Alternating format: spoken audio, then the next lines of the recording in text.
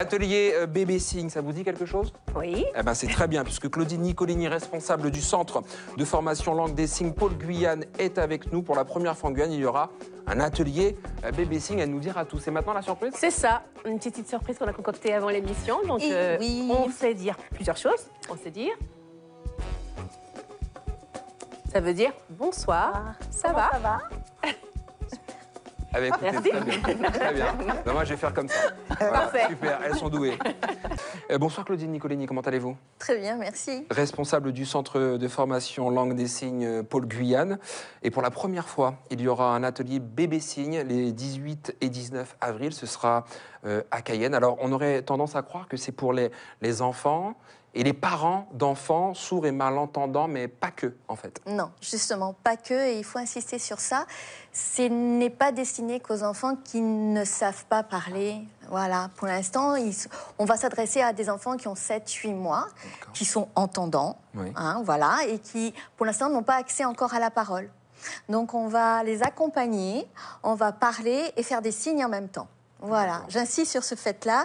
Il n'y aura pas de retard de langage, puisque quand l'enfant va grandir, il va laisser tomber petit à petit les signes pour s'accrocher aux mots, à la parole. D'accord. Pourquoi 7-8 mois? Il se passe quoi chez l'enfant?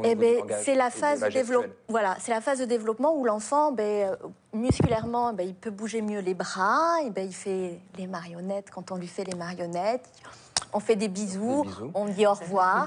Voilà. Et donc, il y a ce mimétisme, on imite l'adulte qui fait des signes. Ouais. Alors, ça va, on va jouer. J'ai un collègue, c'est Silvio, il fait pareil, mais il a 54 ans. Donc, je sais pas. Voilà. Non, plus sérieusement, c'est une grande première en Guyane. C'était une demande?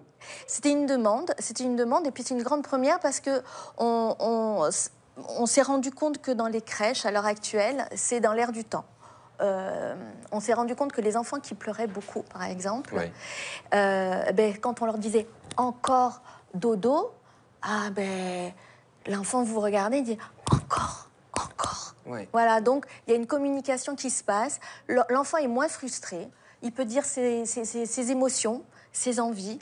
Et voilà, l'évolution de l'enfant, elle est moins dans la frustration, elle est plus dans la communication. Alors justement, quels sont les avantages pour l'enfant et pour les parents? Eh bien justement, moins de... Quand l'enfant pleure, on dit « mais qu'est-ce qu'il a à pleurer? Je lui ai donné à manger, je l'ai couché, je l'ai changé, mais qu'est-ce qu'il... » Et puis finalement, on se rend compte que l'enfant, il a encore faim. Ouais. Encore faim, tout simplement. Et donc moins de frustration, moins de pleurs. D'accord.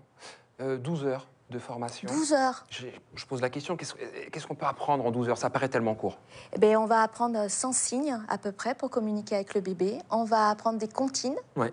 On va apprendre des jeux. Et donc c'est cette manière aussi ludique qui plaît énormément. C'est pas un cours intensif de 30 heures de langue des signes à 1.1, niveau de base du cadre européen des langues. Oui. Là, on a accès à une autre partie de la langue des signes. Et moi, j'aime bien cette partie-là parce que finalement, c'est peut-être aussi un sas d'entrer dans la langue des signes.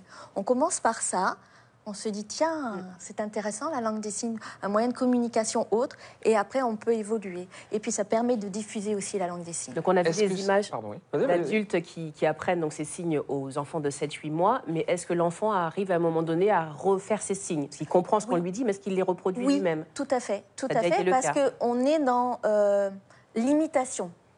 Et on le voit, comme je vous disais, au revoir, on dit, allez, envoie un bisou, il envoie un bisou. Donc, on est vraiment... C'est une technique qui a déjà fait ses preuves, peut-être ailleurs, déjà, qui a déjà été appliquée et qui est reconnue aujourd'hui? Oui. En métropole, c'est courant. Dans les crèches, c'est bien installé. Aux États-Unis, peut-être? Voilà. Dans les pays anglo-saxons aussi. Et ça vient principalement de là. Justement, on appelait les bébés pleureurs. Oui. Et c'est des études qui ont été faites. On s'est rendu compte que les enfants qui pleuraient énormément, où on n'arrivait vraiment pas à trouver de solution, le moyen de communiquer, de mettre en place des petits gestes et des petits signes qui facilitent justement ce lien avec l'enfant. Et on s'est rendu compte que l'enfant était plus apaisé et voilà, il arrivait à communiquer avec l'adulte.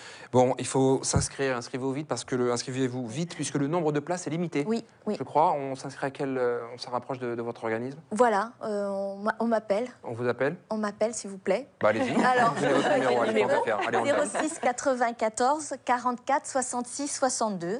Voilà. Et puis vous parlerez tarifs entre vous. On peut pas les donner à l'antenne, mais ça a un coût. Ça a un coût. Ça a un coût. C'est normal. Mais sachant une toute dernière chose, que quand même, il y a des gestes qu'on fait au quotidien, donc on parle quand même en signe. Quand on dit, par exemple, au revoir, ou ça va super bien. Oui, mais tout est langage, vous voyez, on le fait déjà. Tout est parole. Tout à fait. Tout est parole. Merci beaucoup, Claudine Nicolini, responsable du Centre de formation Langue des signes, Pôle Guyane.